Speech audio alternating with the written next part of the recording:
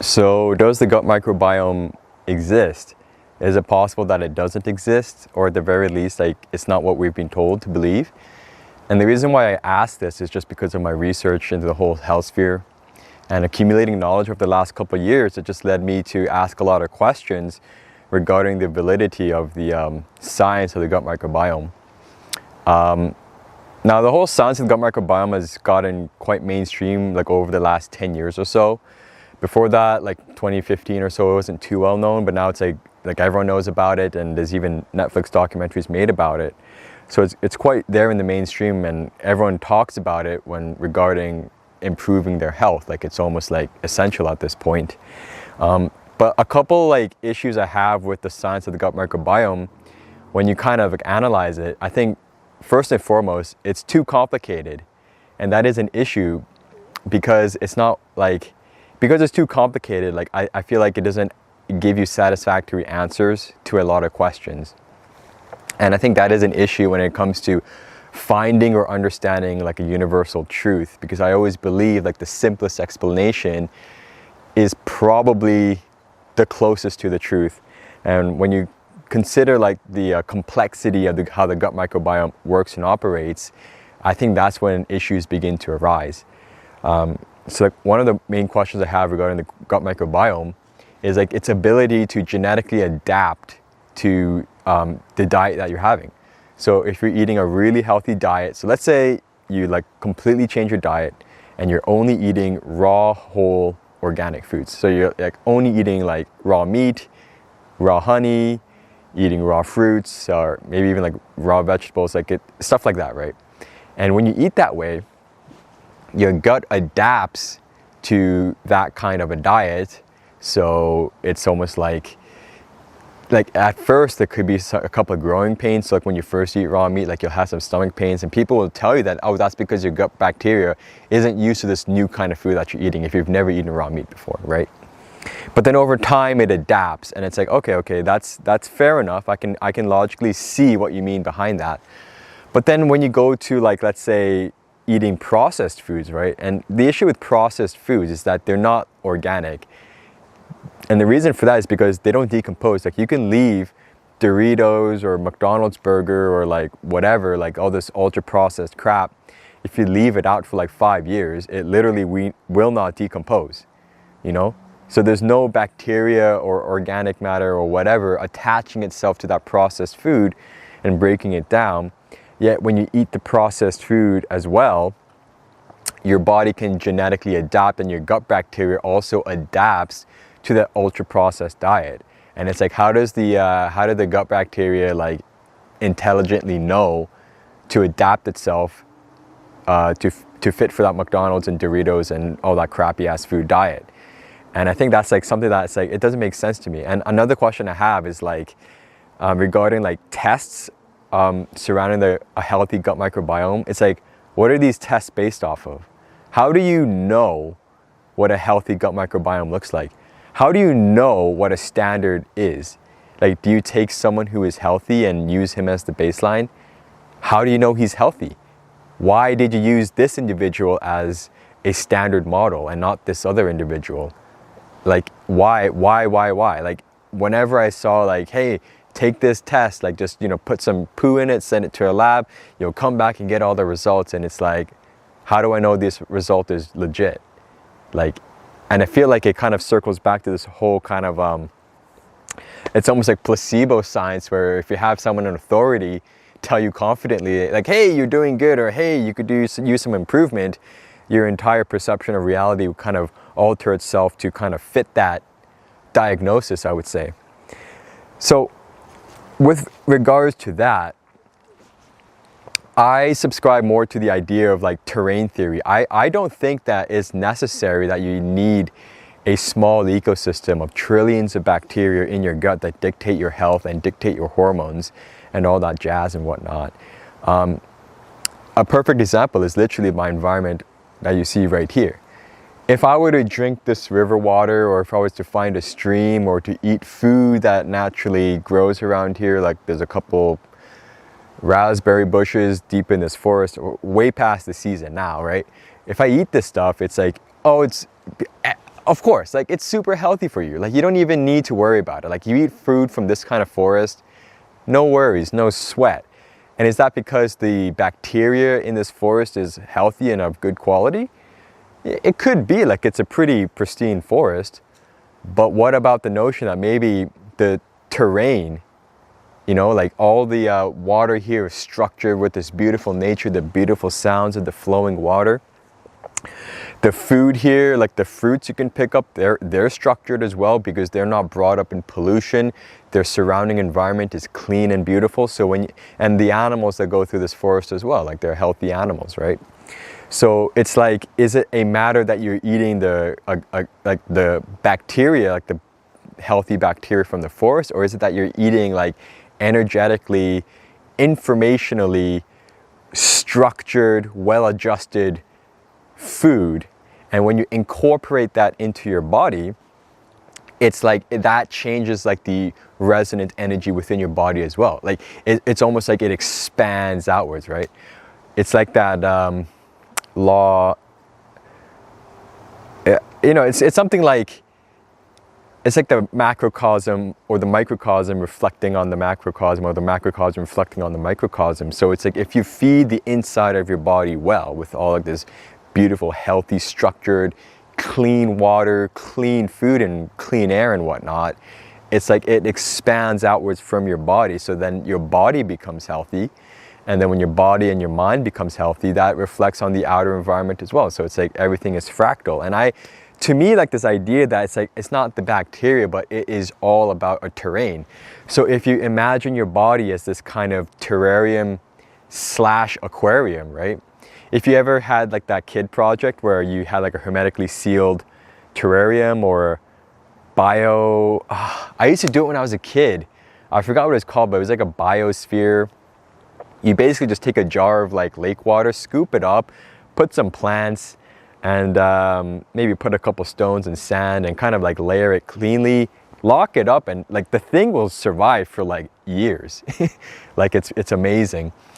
But just imagine your body is kind of like that, where it's like if you just clean the water, clean the food, then you can imagine like your body is like this forest with clean flowing water, green grass, beautiful trees, flowers, berries, and animals walking and running through it. So to me, that idea makes a lot more sense than like focusing so much on the gut microbiome. And I think the issue with that is it's also subscribed to this, it's called like an atomistic point of view. And it's just like, you know, in my experience, in a lot of ways, like it's like whenever you consider improving your health, it's like the gut microbiome is not necessary. And this is where I'm going to talk about fermented foods, because this is going to be a huge topic. Everyone's going to be pointing out like, hey man, what about fermented foods? What about your fermented dairy, your fermented meats, your fermented fruits and vegetables and whatnot? Okay, we'll talk about that right now. So naturally, we all know when you eat fermented foods, it's like eating food on crack. It's like literally like you digest it better. When you eat it, you feel better. Like it is like a better way to eat food is when you ferment it, which is why a lot of the native tribes, you know, when they wanted to preserve fish or meat, they would just bury it in the ground, like it would be fermented. A lot of Scandinavians cultures do this, and when you eat the fermented meat, it's like you get like that oomph, right? It's like a boom, it's like the wow kind of thing. Fuck man, that was cringe. Anyways, but my question is like, well, what's going on there? Like, because a lot of people look at that and think, you know, that's the bacteria like increasing in numbers, and it's also breaking down the food. But so when you eat that fermenting food, you're just eating like billions of bacteria, and it kind of restructures the bacteria in your gut, and it leads to like a healthy body and all that kind of stuff. But the alchemical perception of fermentation, so fermentation in alchemy is the process of matter returning back to spirit, which is why when you ferment foods, right, like you're fermenting wheat, you're fermenting meat, you're fermenting milk products, it produces bubbles, right? It produces bubbles, which is why you have to open it and let it air once in a while. And you know, like it produces bubbles because it's also fizzy and it could have like a certain sour taste and whatnot. And those bubbles is what is like, those bubbles that is released during the fermentation process in alchemy is what they would describe as spirit. It's like ether. So basically when you eat fermenting foods, and fermentation is also interesting because you eat it like in the stage of decomposition, and there's certain criteria that need to be met for fermentation to take place. It needs to be warm, it needs to be humid, right? Because things won't ferment if it's just hot and dry or like freezing cold, right? It is a sweet spot that fermentation takes place. So it is like it's quite like a unique natural phenomenon. But when you eat this fermenting foods, you're essentially eating high spirit food, which is why when you consume it, you're essentially eating like pure essence, like pure ether, and it's just informationally more compatible with your light body, your electromagnetic, how to describe it, like your energetic body, right? And I think that's why people feel so good when they eat fermenting foods. It's not necessarily because of the overdose of bacteria. It's just because you're eating food that's closer to light, that's closer to essence than it is to matter. And like, I think that's how it works. And a final point I can talk about, like regarding the gut microbiome. This is quite specific, but like as some of you know, like I use the self-healers protocol, and it's a protocol. So like it's just, you know, I drink a lot of like salty water, like so water mixed with sea salt. But in the morning, I would drink a lot of it, and that would initiate like a diarrhea. And people would always talk about, like, you know, when you have diarrhea, you're just flushing out everything. And yeah, it's a huge flush of the toxins, but you're also flushing out all the bacteria. So a lot of people would say, like in the health communities, like if you have diarrhea, you need to start eating kefir and your fermented products to rebuild the gut microbiome, because it's like you lost a lot of gut bacteria. So, you know, you need to rebuild that so you can continue to be healthy again. But the reality of the experience when you do the self-healers protocol and you have diarrhea like every morning and you're just crapping out like globs of mucus, is that every time you sit on that toilet in the morning and shit out all the mucus, it's like you feel better, like your brain, way more clarity, the body feels so much lighter, like the sores and pains, all that stuff goes away. And if I was losing billions of bacteria every time I had diarrhea, I would feel it, would I not? Like I would feel worse, but in actuality I feel like better. It's the opposite. And I think that's because, right, as I mentioned with terrain theory, it's like I'm releasing all the dirty water in my body, and because I'm getting rid of the dirty water, it's like there's just more clean water available in my body, and so it's like my body works better that way. And it's like maybe there's no bacteria necessary.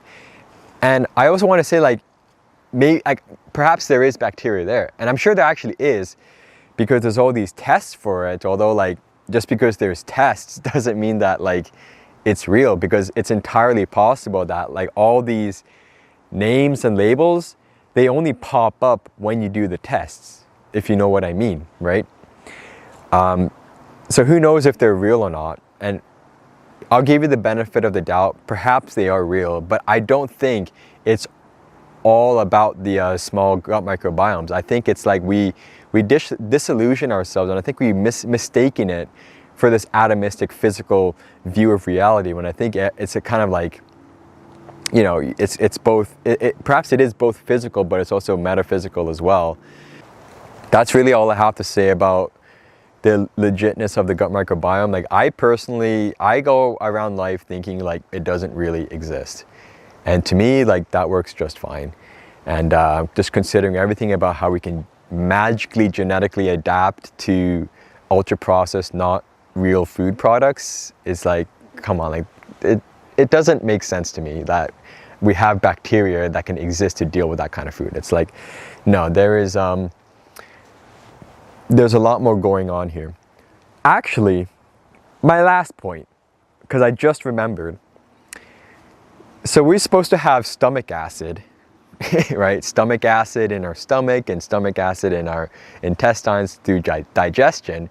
If there was stomach acid, if you ate like yogurt, with all the bacteria. The second it hit your stomach acid, like would it not kill the bacteria? Like how could bacteria also live in this highly acidic environment?